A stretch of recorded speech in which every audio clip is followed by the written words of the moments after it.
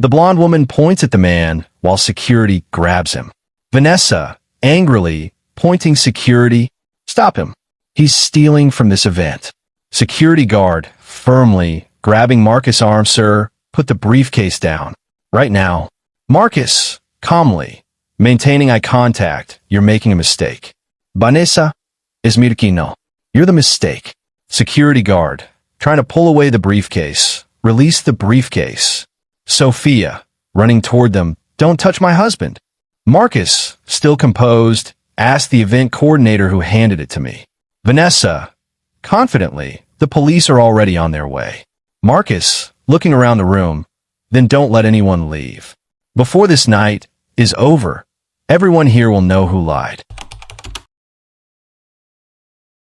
3 hours earlier, the Hamilton Grand Hotel stood proudly above downtown Atlanta, welcoming the city's most respected leaders to the annual Legacy of Hope Charity Gala.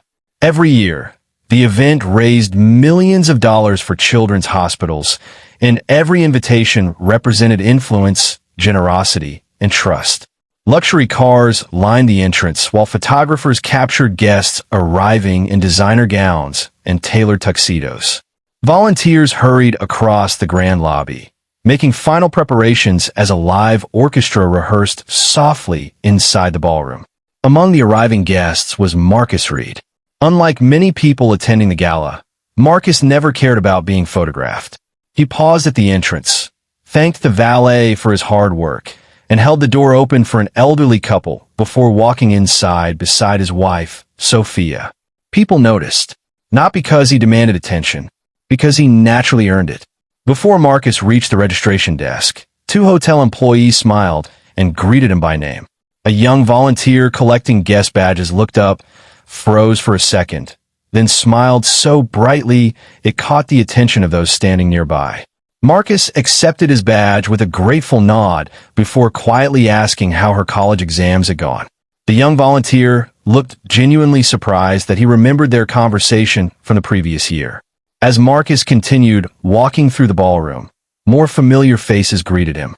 A doctor thanked him for funding new medical equipment. A retired veteran shook his hand with both of his own. 2 nurses stopped briefly just to tell him how much hope his foundation had brought to struggling families. Marcus accepted every compliment with the same humble smile before changing the conversation back to the people thanking him. Watching from across the ballroom, Vanessa Caldwell slowly lowered her champagne glass. She had spent nearly 6 months preparing for tonight. She had seen moments like this countless times. Marcus treated everyone exactly the same. Whether someone cleaned the ballroom or owned the building, he offered the same respect. That consistency had quietly built a reputation stronger than influence. Meanwhile, Vanessa's frustration continued to grow. She watched another photographer ignore her completely while taking pictures of Marcus speaking with hospital volunteers. She finally muttered under her breath, "This is ridiculous." Near the stage, the chairman of the Legacy Foundation stepped away from a private meeting carrying a premium black leather briefcase. His expression looked unusually serious. He approached Marcus immediately.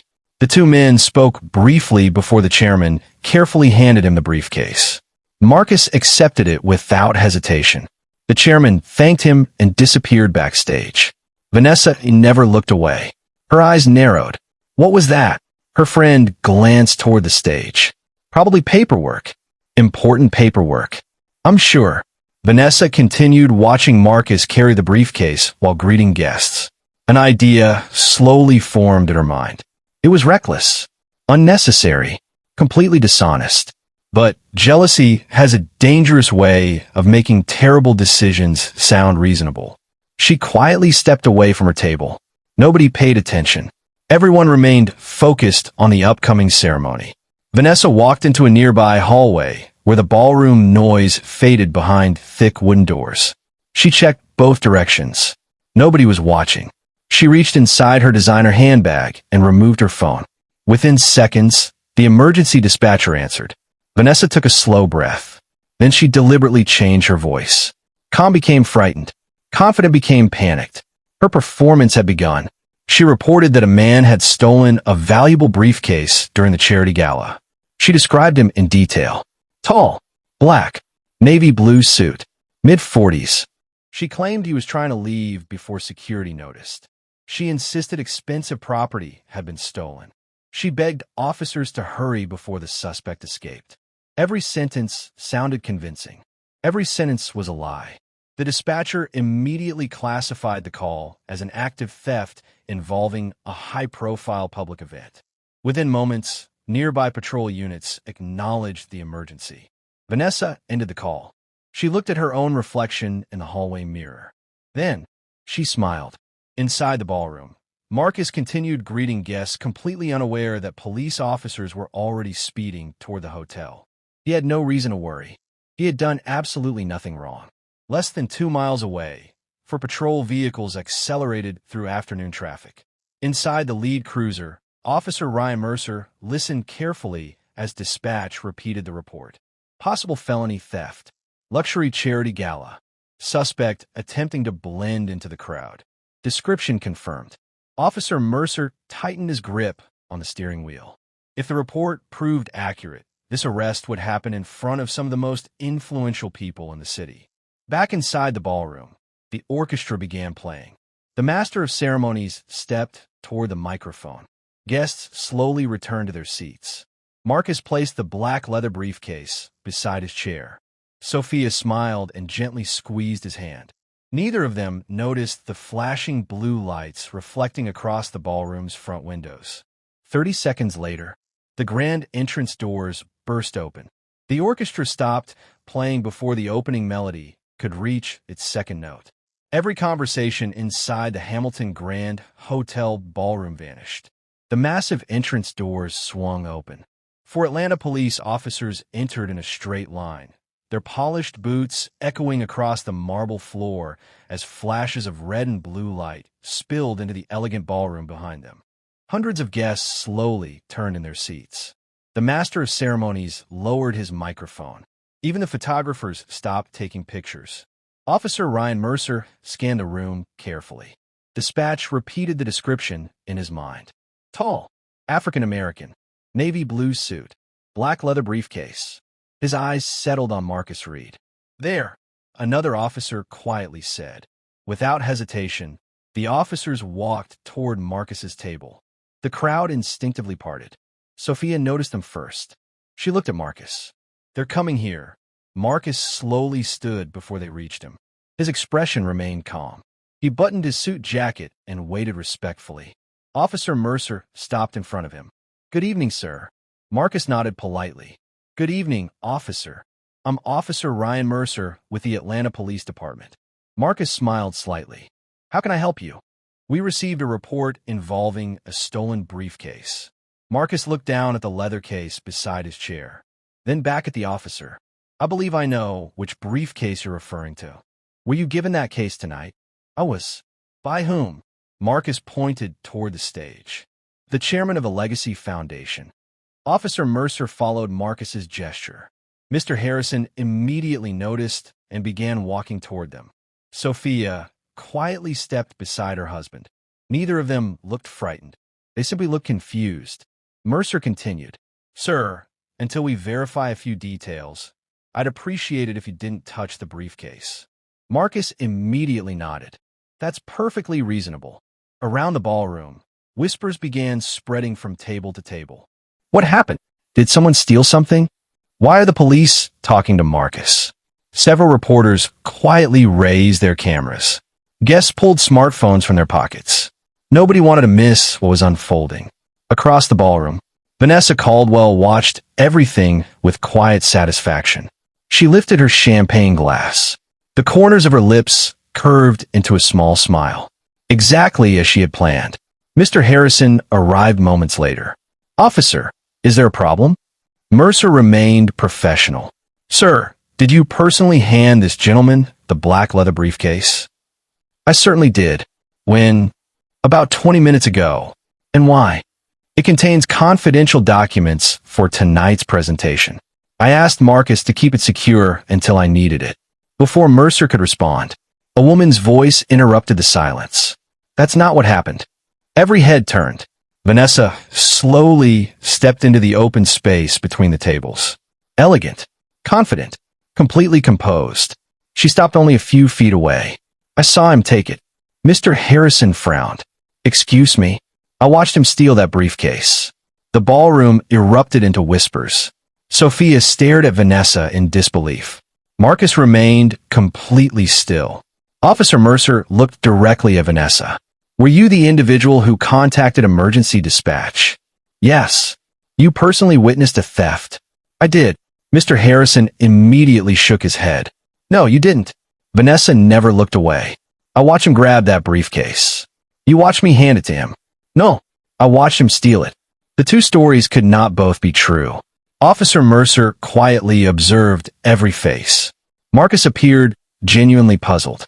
Sophia looked protective. Mr. Harrison looked offended. Vanessa looked prepared. Too prepared. Years of police work had taught Mercer that rehearsed confidence often deserved as much attention as nervousness. Marcus finally spoke. "Officer, may I make one suggestion?" Mercer nodded. "Go ahead." "The hotel has surveillance cameras covering every entrance, hallway, and ballroom." Mercer looked toward hotel management. "Is that correct?" The ballroom manager answered immediately. "More than 100 cameras." Marcus continued. "The exchange should be on video." Mercer slowly nodded. "I'd like every recording preserved immediately." One of the officers spoke into his radio before hurrying toward hotel security. Vanessa's confidence flickered. It lasted only a heartbeat. But Mercer noticed. Marcus noticed too. Neither man said a word. The ballroom waited. No one returned to their seats. No one resumed their conversations. The entire gala stood frozen. Less than 3 minutes later, the ballroom doors opened again. A hotel security supervisor hurried inside, carrying a digital tablet against his chest. His breathing was heavy. His face had lost its color.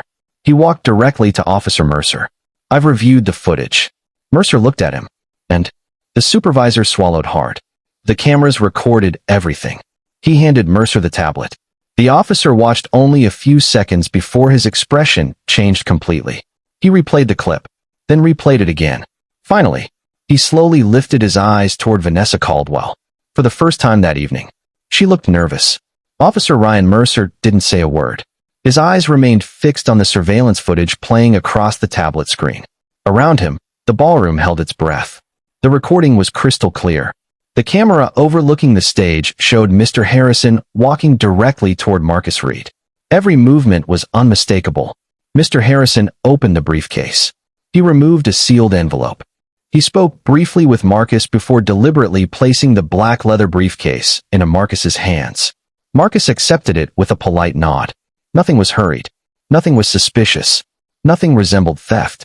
Mercer replayed the clip. Then he watched another camera angle. The second recording showed exactly the same exchange from the opposite side of the ballroom. No missing moments. No blind spots. Just the truth. The hotel security supervisor quietly spoke. "There are 6 different cameras covering this area." Mercer looked up. "They all show the same thing." "Yes, sir." Silence returned. Across the room, Vanessa's confident posture began to disappear. She could feel every eye slowly turning toward her. Mercer walked toward Mr. Harrison. "Sir, can you confirm this is the same briefcase?" Mr. Harrison nodded immediately. "It is." "And you personally asked Marcus Reed to safeguard it?" "I did." Mercer slowly closed the tablet. Then he faced Vanessa. "Ma'am, you reported witnessing a theft." Vanessa swallowed. The surveillance footage shows the exact opposite." She tried to smile. "Maybe I misunderstood what I saw." Mr. Harrison took one slow step forward. "No, you didn't misunderstand. You invented it." The ballroom became so quiet that even the crystal chandeliers seemed silent. Several reporters moved closer. Smartphones continued recording from every angle. Mercer spoke calmly. "When you contacted emergency dispatch, you stated you personally witnessed a felony theft." Vanessa's breathing became uneven. "I was trying to help." "You also stated the suspect was attempting to flee." She looked toward the ballroom entrance. Marcus had never moved. Not once. Officer Mercer continued. "The surveillance footage shows Mr. Reed remaining exactly where Mr. Harrison left him." He paused. "The evidence doesn't support your report." Vanessa looked around the room. Nobody came to her defense. Nobody spoke. The same people who had smiled at her earlier now watched in complete disbelief. Sophia finally broke the silence. She stepped beside Marcus. Not in anger, not with triumph, simply with quiet dignity. Marcus never smiled. He never celebrated. He looked only at Officer Mercer. "I appreciate you taking the time to verify the facts." Mercer nodded respectfully. "I should have done that before walking over." Marcus answered softly. "You came here to investigate." "And you did." Those words struck Mercer harder than any accusation could have. He understood exactly what Marcus had done. Marcus had remained calm, even while his reputation hung in the balance. Not because he was weak, because he believed the truth would eventually speak louder than fear. Mercer turned back toward Vanessa. "Ma'am, I'm going to need you to remain here while we continue this investigation." Vanessa's face lost its color. "This is ridiculous." "No." Mercer's voice remained steady. "A false emergency report is a serious matter." Across the ballroom, reporters began transmitting live updates. Within minutes, news alerts started appearing across social media. Guests who had entered expecting a charity gala now found themselves witnessing a very different event. Mr. Harrison stepped onto the stage. He reached for the microphone. "Ladies and gentlemen." The room slowly settled. "I believe everyone here has now seen exactly what happened." He looked toward Marcus. For more than a decade, Marcus Reed has quietly served this foundation with honesty, generosity, and integrity. He paused. Tonight, his character spoke even louder than these videos. Applause began slowly. One table, then another. Soon the entire ballroom stood. The applause echoed beneath the crystal chandeliers. Marcus looked uncomfortable. He had never enjoyed attention. Sophia gently squeezed his hand. "You earned this." Marcus quietly answered. "I'd rather nobody had to." Officer Mercer approached one final time. "Mr. Reed." Marcus turned. "I owe you an apology." Marcus offered a small smile. "Apologies matter. So do lessons." Mercer nodded. "I won't forget tonight. I hope none of us do." Across the ballroom, Vanessa lowered her head. For the first time all evening, she understood that one false accusation had not only damaged her reputation, it had revealed her character. Outside the Hamilton Grand Hotel, television crews continued arriving. Inside, the orchestra quietly resumed playing. Not because the evening had returned to normal, but because truth, once uncovered, deserved to move the night forward. Marcus picked up the same black leather briefcase. He walked to the stage, handed it back to Mr. Harrison, then returned to his seat beside Sophia. The gala continued, but nobody in that ballroom would ever forget the moment when calm, patience, and truth defeated a lie witnessed by an entire city.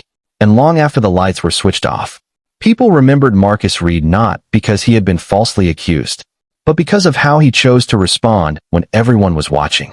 Morning sunlight poured through the floor-to-ceiling windows of the Hamilton Grand Hotel. The ballroom had been restored overnight. The broken tension from the previous evening had been replaced by quiet conversations and camera flashes. But outside, the story had already spread across the country. News anchors replayed the surveillance footage. Social media users debated every second of the confrontation. Millions praised Marcus Reed for remaining calm under pressure.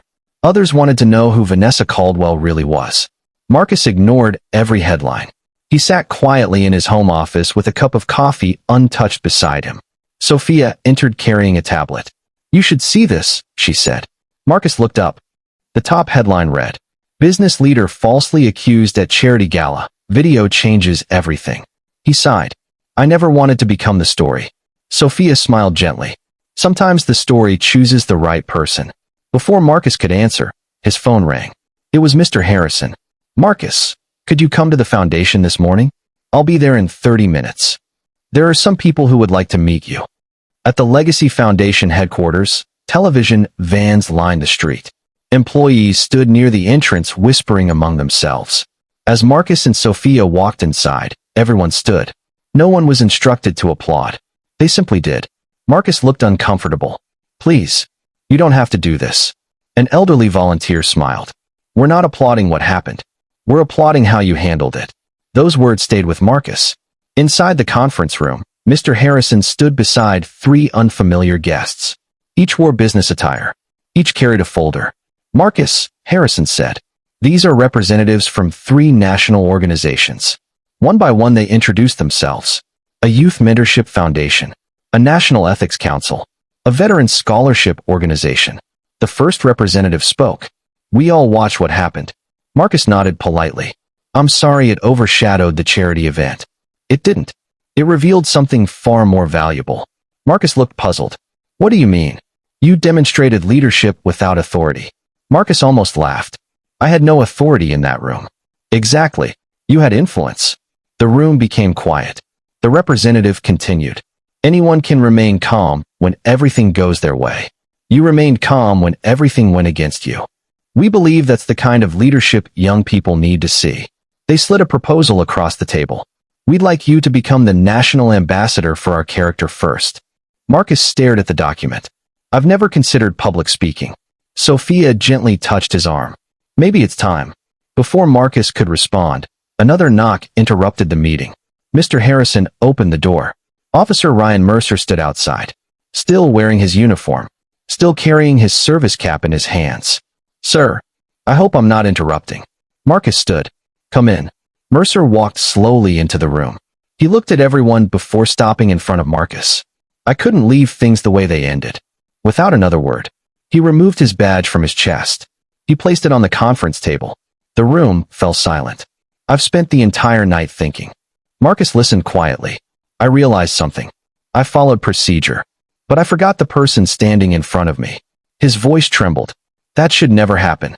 Sophia could see genuine regret on his face. Mercer looked directly at Marcus. I can't change yesterday, but I can change the officer I become tomorrow.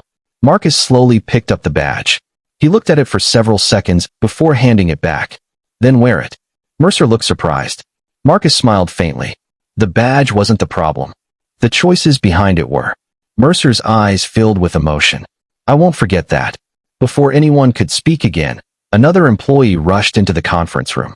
Mr. Harrison, you need to see this. The television mounted on the wall switched to a live news conference. A reporter stood outside the offices of Caldwell Financial Group. Behind her, employees were carrying boxes out of the building.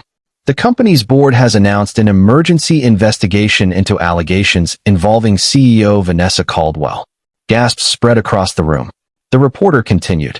Following last night's widely viewed incident, former employees have begun coming forward with claims of workplace discrimination, retaliation, and unethical conduct.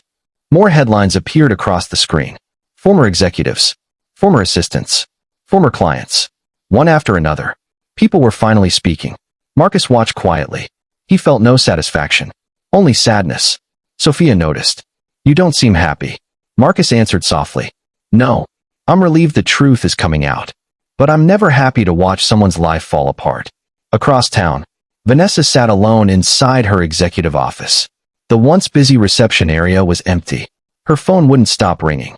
She no longer answered it. A framed magazine cover featuring her as one of Atlanta's most influential executives lay face down on her desk. For the first time in years, power could no longer protect reputation. Truth had arrived first. Back at the foundation, Marcus looked around the conference room. I'll accept. Everyone smiled. But only on one condition. The room waited. Marcus continued. This program isn't about me. It's about teaching people to pause before judging someone they don't know.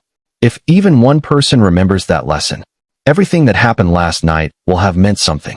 The room erupted into applause once again. Not because Marcus had won, but because he had transformed a public humiliation into an opportunity to change lives. Outside, the cameras were still waiting. This time, Marcus walked through them with his head held high. Not as a victim, not as a hero, but as a man determined to make sure the next story ended differently. And somewhere across Atlanta, someone watching the morning news quietly decided to give another stranger the benefit of the doubt. Sometimes, that is how real change begins. The invitation arrived on a quiet Thursday morning. It wasn't delivered by email. It wasn't announced on television. A simple cream-colored envelope rested on Marcus Reed's desk. No company logo, no return address. Only his name, handwritten in neat black ink. Marcus opened it carefully. Inside was a single card. The Atlanta Community Leadership Forum requests your presence as keynote speaker. He read it twice before looking toward Sophia. They want me to speak. Sophia smiled. They don't just want a speech. They want hope. Marcus leaned back in his chair. I've spent my life avoiding spotlights. And somehow, they keep finding me. Sophia laughed softly. Maybe that's because you never chased them. Before Marcus could answer, his assistant knocked gently. Mr. Reed, there's someone here asking to see you. I don't have an appointment. He says you'll want to hear him. Marcus exchanged a glance with Sophia. Send him in. The office door opened. A young man, no older than 23, stepped inside. His suit was inexpensive. His shoes were worn. But his posture was respectful. My name is Jamal Carter. Marcus stood. What can I do for you, Jamal? The young man swallowed. I came to thank you. Marcus looked confused. I don't believe we've met. We haven't. Jamal reached into his backpack and removed a folded newspaper. It was the headline from the charity gala. I was arrested 2 years ago. Marcus listened quietly. I didn't do anything. But nobody believed me. My case was dismissed. My record was cleared. But I still carried the anger. He looked down. After watching what happened to you, and seeing how you responded, I realized anger would have destroyed me. Sophia watched tears gather in the young man's eyes. I wanted revenge. Marcus remained silent. But you chose dignity. Jamal smiled weakly. So I enrolled in college. I start criminal justice this fall. I want to become the kind of officer who actually listens. For several seconds, nobody spoke. Marcus finally walked around his desk. He extended his hand. No. Jamal looked surprised. Marcus opened his arms instead. The young man stepped forward. The two embraced. Sometimes, one hug says what 100 speeches never could. Outside the office window, employees who witnessed the moment quietly wiped their eyes. Word spread through the building before lunchtime. Not about Marcus. About Jamal, a young man who had decided not to let bitterness become his future. That afternoon, Marcus accepted the invitation to the leadership forum. The auditorium seated nearly 2,000 people. Business leaders, police officers, teachers, students, parents, veterans, people from every part of the city. Backstage, Marcus adjusted his tie. His hands were steadier than anyone expected. Sophia smiled. Nervous. He laughed. Terrified.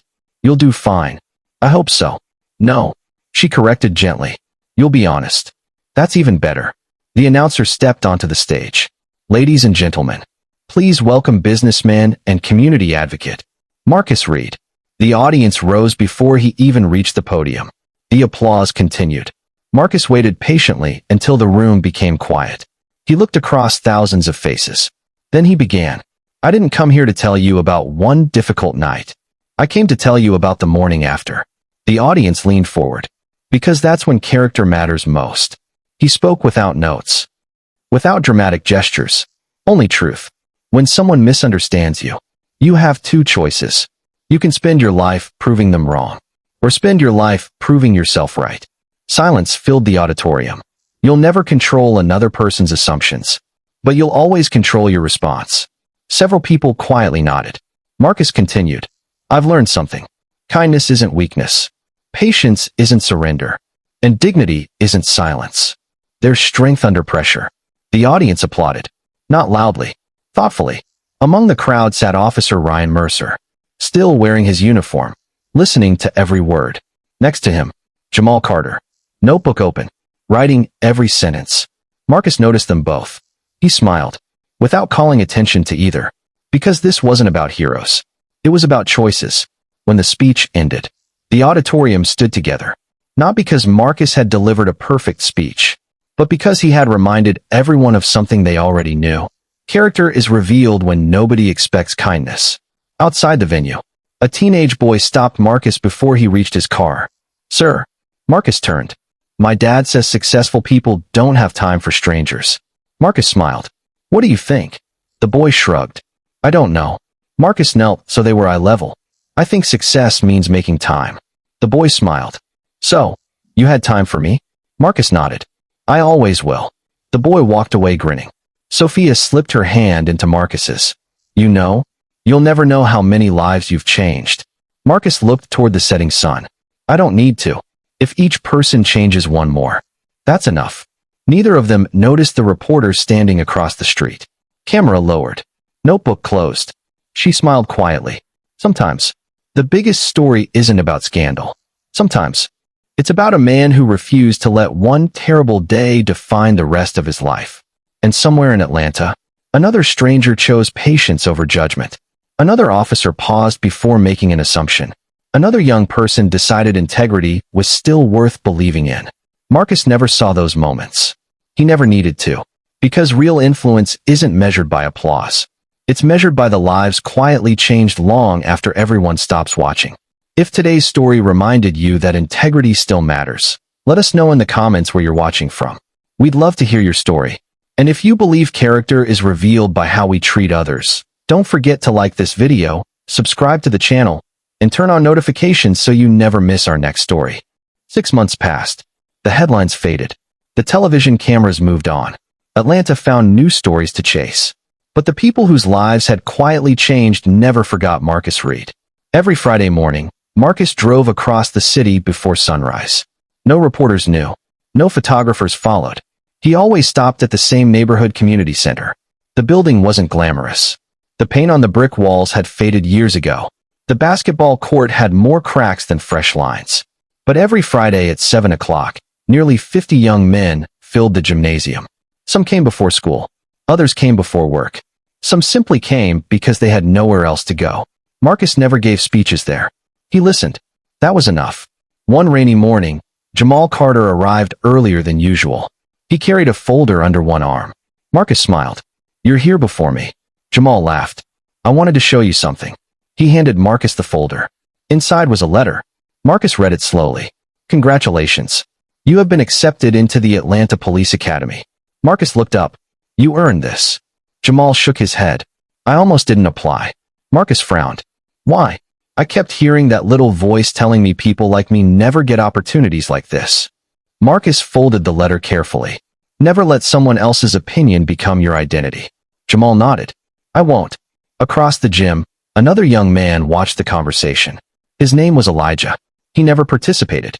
Never smiled. Never spoke. Every week he sat alone in the same corner. Marcus noticed. He always noticed. After everyone left, Marcus walked over. "You like basketball?" Elijah shrugged. "I used to." "What changed?" "No point." Marcus sat beside him without saying a word. Several minutes passed. Finally, Elijah spoke. "My dad lost his job. We lost our house. My mom works 2 jobs. I'm quitting school." Marcus looked straight ahead. "No." Elijah looked surprised. "No, you're not quitting. You don't even know me." Marcus smiled gently.